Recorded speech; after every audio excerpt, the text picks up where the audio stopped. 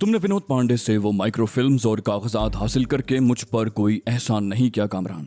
ये मुल्क जितना मेरा है उतना ही तुम्हारा भी है। इस काम का तस्करा तो तुम यूं कर रहे हो जैसे मेरी 7 पुश्तों पर एहसान किया है तुमने। कभी तारीख पढ़ी है? ऑफिसर का लहजा दुरुस्त था, उसका पारा आहिस्ता आहिस्ता चढ़ता जा रहा था। जावेद मुसलसल मुझे खामोश रहने के इशारे कर रहा था, मगर मैंने भी जुबान बंद न करने का फैसला कर लिया था। मैं इस्तेज़ाई अंदाज में हंसा, कहा, मेरा ख्याल है कि मैं यहाँ किसी सेमिनार में नहीं आया हूँ। एक दहशतगर्द का भला तारीख से क्या इलाका। मुझसे तो ये पूछें कि 7mm की रेंज क्या है, G3 कितनी खौफनाक होती है, माउजर, रिवॉल्वर और मशीन पिस्टल में से किसका फंक्शन सबसे अच्छा है। मेरा भी लहजा तल्ख हो गया। फिर कहा, मेरे हम वतनों का नंबर तो बाद में आता है, पहले तो मुझे अपनों ने ही धुतकार दिया था साहब। मेरे खूनी रिश्तों ने मुझसे आंखें फेर लीं। मेरे माजी के बारे में क्या जानते हैं आप? क्या कहती है आपकी इंटेलिजेंस? उस बावकार शख्स के चेहरे पर पहली दफा मुझे मुस्कुराहट दिखाई दी। बोले, हम तुम्हारे बारे में सब कुछ जानते हैं कामरान। हम जानते हैं कि तुम्हारा ताल्लुक पंजाब के कौन से जागीरदार खानदान से है, तुम्हारे ताया और उसके बेटों ने तुम्हारे साथ क्या सलूक किया, तुम्हारी माँ और नाना ने कैसे तुम्हारी परवरिश की, मगर उसके बावजूद तुम गलत रास्ते पर चल निकले। खैर, छोड़ो इस बहस को। ये बताओ, तुम हमारे साथ काम करने को तैयार हो या नहीं?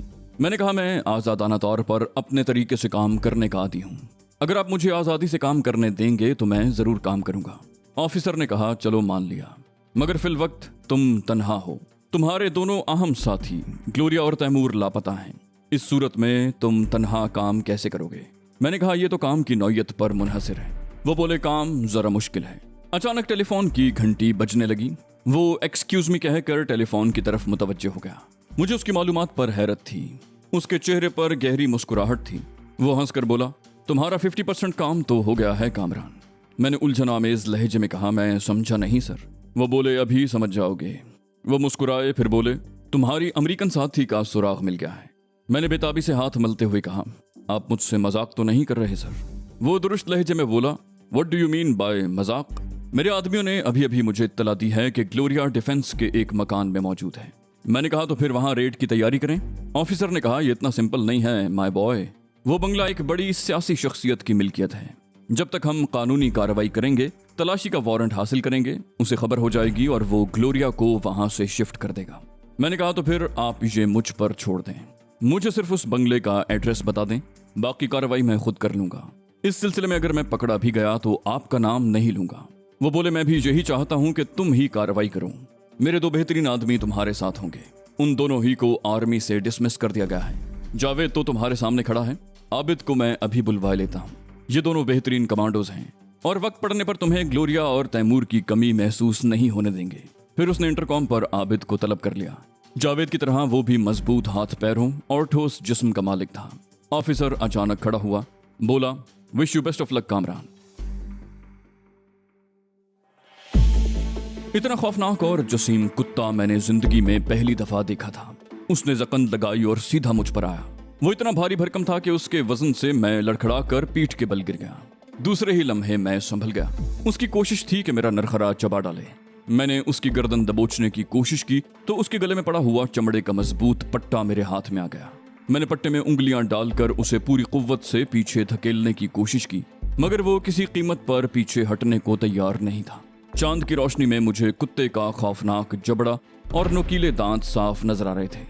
वो खौफनाक अंदाज में गुर्रा रहा था और मुझसे इतना करीब था कि उसके मुताफिन सांस मेरे चेहरे से टकरा रहे थे। मेरी जगह अगर जावेद या आबिद होता तो शायद कुत्ता अब तक उसका नरखरा उधेड़ चुका होता। मैं भी बमुश्किल तमाम उसे काबू किए हुए था। अगर मेरी गिरफ्त जरा भी ढीली पड़ती तो वो लम्हों में मुझे चीर फाड़ कर रख देता।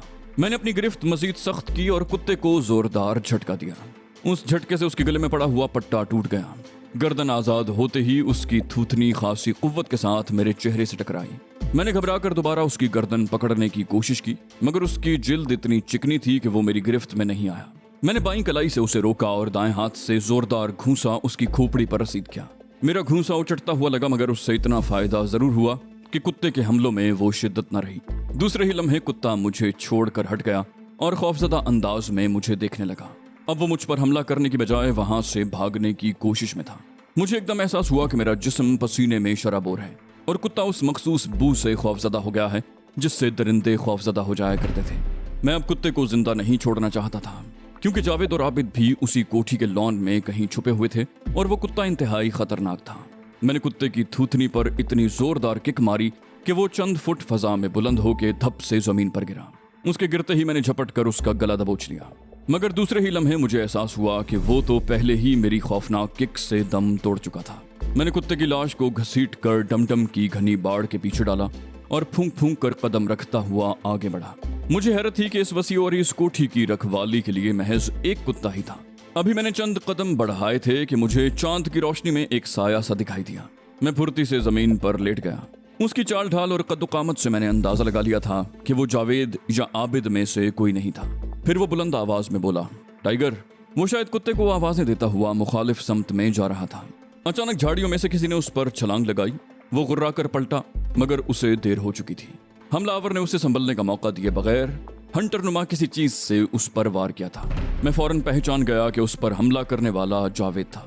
जावेद ने उस पर मोटरसाइकिल की चेन से हमला किया था। पहले तो मुझे उस पर गुस्सा आया कि बजाय उसे पकड़ने के उस पर चेन से हमला करने की क्या जरूरत थी, मगर फिर मुझे एहसास हो गया कि उसने ऐसा क्यों किया था। वो शख्स जुस्से के लिहाज से पूरा देव का देव था। उसका कद मुझसे भी कई इंच ज्यादा ही होगा। चेन उस लहीम शहीम शख्स की खोपड़ी पर पड़ी। शराब की तेज आवाज गूंजी और दूसरे ही लम्हे वो देवकामत शख्स कटे हुए दरख्त की तरह धड़ाम से जमीन पर गिर गया। उसके गिरने से खासी जोरदार धमक पैदा हुई और फौरन ही दौड़ते हुए कदमों की आवाजें सुनाई थीं। अब दिफाई जंग लड़ना बेसूद था। दुश्मन को इल्म हो चुका था कि कोई इस बंगले में दाखिल हो चुका है। देखना यह था कि वो तादाद में कितने हैं। दौड़ते हुए कदमों की आवाजों से अंदाजा हो रहा था कि उनकी तादाद 4 से ज्यादा थी। उनमें से कोई बुलंद आवाज में चीखा, टाइगर। मेरी समझ में ये नहीं आ रहा था कि टाइगर उस कुत्ते का नाम था या उनके किसी साथी का। वो लहीम शहीम शख्स भी टाइगर को आवाजें दे रहा था और अब फिर टाइगर को पुकारा जा रहा था। तो क्या वो जसीम कुत्ता उनके लिए इतना अहम था? फिर कोई बुलंद आवाज में चीखा, अली बख्श। उसके साथ ही आवाजों का शोर बढ़ गया। मैंने कुत्ते की लाश अच्छी तरह झाड़ियों में छुपा दी, मगर जावेद को उस देवकामत इंसान की लाश छुपाने का मौका न मिल सका। मौका मिलता भी तो वो उसे छुपाने में नाकाम रहता। झाड़ियां इतनी बड़ी नहीं थीं कि जिनमें उस शख्स को छुपाया जा सकता। चांदनी इतनी थी कि वहां का मंजर मुझे साफ दिखाई दे रहा था। अचानक उन लोगों को अपना देवकामत साथी नजर आया। न जाने वो बेहोश था या इस दारेफानी से कूच कर गया था। मैंने देखा आने वाले तादाद में 5 थे। उन सबके हाथों में राइफलें थीं और अपने साथी को इस हाल में देखकर वो सब चौकन्ना हो गए थे। फिर उनमें से किसी ने ताकतवर टॉर्च रोशन की। उसका रुख लहीम शहीम शख्स की तरफ था। टॉर्च की ताकतवर रोशनी में उसका चेहरा देखते ही मुझे अंदाजा हो गया कि वो अब जिंदा नहीं है। मोटर बाइक की मजबूत और भारी चेन ने उसकी खोपड़ी तोड़ दी थी और उसके चेहरे के गिर्द खून का तालाब सा बन गया था। टॉर्च की रोशनी में उसका चेहरा देखने वाला चीखा, यहाँ कोई मौजूद है। उसने अली बख्श को मार दिया है। और अभी उसका जुमला पूरा भी नहीं हुआ था कि झाड़ियों में से फिर किसी ने चेन से वार किया। टॉर्च वाला अजियतनाक अंदाज में चीखता हुआ ढेर हो गया। उसे छोड़कर जावेद दूसरे शख्स की तरफ लपका और उसका भी वही हशर हुआ। तीसरे आदमी ने राइफल सीधी करना चाही, मगर उस पर मुखालिफ समत से आबिद ने छलांग लगाई और उसकी राइफल छीनता हुआ दूसरी तरफ निकल गया। फिर वो भड़क कर पलटा ही था कि जावेद की चलाई हुई चेन की जद में आ गया। बकिया 2 आदमियों ने हाजिर दिमागी का सबूत दिया और वो झपट कर जमीन पर लेट गए। फिर कोहनियों के बल खिसकते हुए उस तरफ बढ़े जहां मैं मौत का फरिश्ता बना उनकी घात में मौजूद था। जावेद और आबिद फौरन ही झाड़ियों में गायब हुए थे ताकि बच जाने वाले आदमी फायर भी करें तो उससे महफूज रह सकें। बच जाने वाले दोनों आदमी शायद किसी महफूज ठिकाने की तलाश में थे ताकि वहां से कोई मौसर कार्रवाई करे। वो रेंगते हुए जूं ही मेरे नजदीक पहुंचे, मैंने उनमें से एक के सर पर जोरदार किक मारी और दूसरे को दबोच लिया। वो तड़प कर पलटा और राइफल के बट से मुझ पर वार करने की कोशिश की, मगर मैंने झटके से राइफल छीन ली। मैं उसे जिंदा पकड़ना चाहता था ताकि उससे ग्लोरिया के बारे में मालूम कर सकूं। राइफल एक तरफ फेंक कर मैंने उसकी दोनों कलाइयां जकड़ ली, मगर उसके बावजूद वो आजाद होने के लिए जान तोड़ जिद्दोजहद कर रहा था। उसके साथ ही वो मुझे इंतहाई गलीज गालियां भी दे रहा था। उसके साथ आने वाला दूसरा आदमी बेहिस्सो हरकत पड़ा हुआ था। अब न जाने वो बेहोश था जो मेरी जोरदार किक से उसकी खोपड़ी भी टूट चुकी थी। इस दौरान में टॉर्च मुसलसल रोशन थी। वो अगरचे जमीन पर गिरी हुई थी, मगर उसके बावजूद इर्द गिर्द खासी रोशनी फैल रही थी। फिर मैंने आबिद और जावेद को झपट कर अपनी तरफ आते देखा। जावेद ने उस पर वार करने को चेन घुमाई ही थी कि मैंने चीख कर कहा, नहीं जावेद, मैं इसे जिंदा रखना चाहता हूँ। हाँ, अगर ये हमारे काम का ना हुआ तो तुम इसकी खोपड़ी तोड़ देना। आखिरी जुमला मैंने खास तौर पर अपने शिकार को सुनाने के लिए कहा था ताकि वो खौफजदा हो जाए। मैंने उस आदमी की तरफ इशारा किया जो मेरी लात खाने के बाद बेहिस्सो हरकत पड़ा था। कहा तुम इसके साथी को देखो, वो जिंदा है या मर गया। जावेद ने झुककर उसे देखा, फिर चंद लम्हों तक उसका जायजा लेने के बाद बोला, ये तो मर गया। मेरा शिकार अब भी जोर आजमाई कर रहा था। मैंने गुर्रा कर कहा, अब अगर तुमने हरकत की तो तुम्हारी दोनों कलाइयां तोड़ दूंगा। शायद वो उसे महज धमकी समझा या फिर उसे अपनी ताकत पर बहुत घमंड था। वो बिलाशुबा बहुत ताकतवर था, मगर कलाइयां तोड़ने के लिए ताकत की नहीं बल्कि मखसूस गिरफ्त और झटके की जरूरत पड़ती है। बाज़ औक़ात तो आदमी की कलाई अपने ही जोर से टूट जाती है। जब उसने जिद्दोजहद तर्क न की और कभी घुटने और कभी सर से हमला करने की कोशिश करता रहा तो मुझे भी गुस्सा आ गया। मैंने उसकी बाईं कलाई के जोड़ को मजबूती से पकड़ा और मखसूस अंदाज में जोरदार झटका दिया। दूसरे ही लम्हे उसके हलक से कर्बनाक आवाज बुलंद हुई और उसका दायां हाथ बेजान होकर पहलू में झूलने लगा। मैंने कहा, अगर अब तुम बाज ना आए तो तुम्हारे दूसरे हाथ का भी यही हशर होगा। मेरे लहजे की सफाकी या फिर हाथ की तकलीफ से तंग आकर उसने मज़ाहमत तर्क कर दी। मैंने एहतियातन उसका दूसरा हाथ नहीं छोड़ा था। वो खड़ा हो गया और मुझे खा जाने वाली नजरों से घूरता रहा। गहरे गहरे सांस ले रहा था। उसके चेहरे पर अजियत के आसार थे, मगर मुंह से पहली दफा आवाज निकली थी। वो शख्स वाकई बहुत सख्त जान और जीदार था। मैंने दुरुस्त लहजे में पूछा, इस बंगले में और कितने आदमी हैं? वो खामोशी से मुझे घूरता रहा मगर बोला कुछ नहीं। मैंने गुर्रा कर कहा, इस बंगले में मजीद कितने आदमी हैं? अब मैं अपना सवाल दोहराऊंगा नहीं बल्कि तुम्हारा दूसरा हाथ भी तोड़ दूंगा। मैंने अपने हाथ की गिरफ्त उसकी कलाई पर सख्त कर दी। कहा, मेरे सवाल का जवाब दो वरना। मैंने जानबूझकर जुमला अधूरा छोड़ दिया। जावेद ने अचानक चेन से उसकी कमर पर वार किया। चेन उसकी कमर के गिर्द लिपटी, फिर उसने फौरन ही झटके से वापस खींच ली। जब्त के बावजूद मुंह से अजियतनाक कराह बुलंद हुई, क्योंकि चेन ने उसकी कमीज के साथ साथ उसकी कमर भी बुरी तरह उधेड़ दी थी। जावेद ने फिर उसी जगह वार किया और इससे पहले कि वो झटका देकर चेन को घसीटता, वो शख्स बोल उठा, बताता हूँ, पूछो क्या पूछना चाहते हो। मैंने सर्द लहजे में कहा, मैंने कहा ना कि मैं बार बार अपना सवाल दोहराने का आदी नहीं हूँ। वो मशीनी अंदाज में बोला, इस बंगले में अब 5 नहीं 6 आदमी और हैं। एक ड्राइवर, एक माली, एक कुक और 2 घर के मुलाजिम। मैंने उसके मुंह पर जोरदार थप्पड़ रसीद करते हुए कहा, और साहब और बेगम को तू क्या जानवर समझता है? वो जल्दी से बोला, साहब तो गोठ में है और बेगम साहब मुल्क से बाहर है। मैंने उसे घूरते हुए कहा, और वो गैर मुल्की लड़की कहाँ है जिसे साहब ने यहाँ छुपाया है? वो हकलाकर बोला, यहाँ तो कोई गैर मुल्की लड़की नहीं है। जावेद ने फिर चेन लहराई और उसकी कमर पर वार करना चाहा। वो चीख कर बोला, मैं बता दूंगा मगर साईं मुझे अपने कुत्ते के आगे डाल देगा। मैंने कहा, तुम उस कुत्ते की फिक्र मत करो, मैंने उस कुत्ते को मार दिया है। उसने हैरत से कहा, आपने टाइगर को मार दिया? वो तो बहुत खौफनाक कुत्ता था और अब तक साईं के बहुत से दुश्मनों को मार चुका है। वो सांस लेने को रुका, फिर तवक्कुफ के बाद बोला, साईं ने वो कुत्ता जर्मनी से मंगवाया था। मैंने कहा, मैंने तुमसे कुत्ते का शजरा नहीं पूछा, मुझे उस लड़की का पता बताओ जो यहाँ कैद है। वो जल्दी से बोला, उसे कैद तो नहीं किया है, साईं ने बहुत आराम से रखा है। मैंने उसे अंदर की तरफ धकेला, कहा, चलो हमें उसके पास ले चलो। उसकी हालत काबिले रहम थी। कमर लहूलुहान थी और पूरी शलवार खून में शराबोर थी। वो अंदर जाते हुए हिचकिचा रहा था। मैंने उसकी हिचकिचाहट को महसूस किया और पूछा, क्या बात है, तुम अंदर क्यों नहीं चलते? वो बोला, साईं हमने आपसे एक झूठ बोला था, अंदर एक आदमी और भी है, उसे साईं ने खास तौर पर लड़की की निगरानी का काम दिया है। मैंने हंसकर कहा, बस एक ही आदमी है ना, चलो उससे भी निमट लेते हैं। वो बोला, नहीं नहीं साईं मुझे मत ले जाओ, आचिर बहुत खतरनाक आदमी है, वो पूरा देव है देव। जावेद ने हंसकर कहा, वैसा ही देव जैसा उधर झाड़ियों के पास पड़ा है। उसने कहा, वो तो कुछ नहीं है साईं, आचिर तो एक वक्त में 4-5 आदमियों से अकेला लड़ता है। मैंने कहा, वो क्या नशा भी करता है? बाहर इतनी धमा चौकड़ी हुई और वो लंबी ताने सो रहा है। उसने कहा, साईं ने उस लड़की को बंगले के आखिरी सिरे वाले कमरे में रखा है, उसके दरवाजे के सामने आचिर सोता है, वहां तो कुत्ते के भौंकने की आवाज भी नहीं जाती।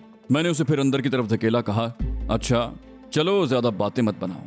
वो यूं घसीटता हुआ चला जैसे उसे फांसी घाट की तरफ ले जाया जा रहा हो। अंदर दाखिल होने के लिए बरामदे में एक दरवाजा था जो उस वक्त बंद था।